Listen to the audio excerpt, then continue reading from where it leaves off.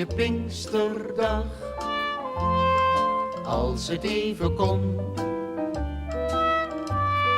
liep ik met mijn dochter aan het handje in het parkie te kuieren in de zon.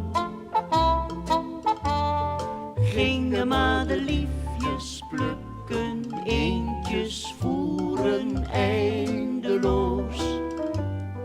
Kijk nou toch, je jurk wordt nat, je handjes vuil en papa boos.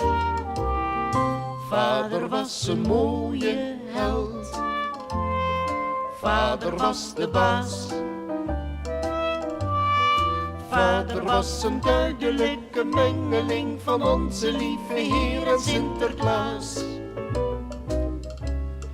Ben je bang voor het hondje? Hondje bijt niet. Papa zegt dat hij niet bijt. Op een mooie Pinksterdag met de kleine meid. Als het kindje groter wordt, Roosie in de knop, zou je tegen alle grote jongens willen zeggen: handen thuis en lazen op. Heb u dat nou ook, meneer? Jawel, meneer, precies als iedereen op een mooie Pinksterdag.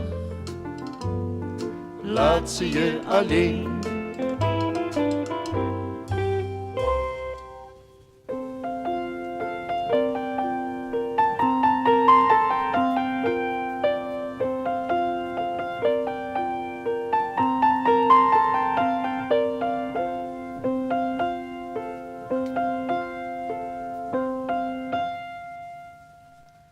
Morgen kan ze zwanger zijn.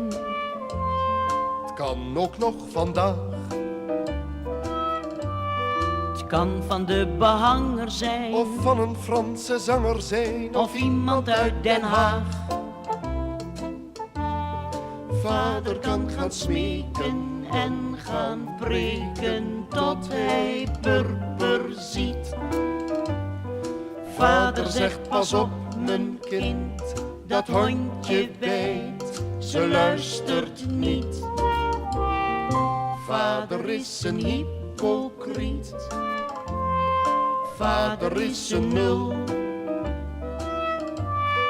Vader is een enkel en alleen maar voor de centen en de rest is flauwekul. Ik wou dat ik nog 1 keer met mijn dochter aan het handje lopen kon op een mooie Pinksterdag, samen in de zon. Op een mooie Pinksterdag, samen in de zon. Samen in de zon.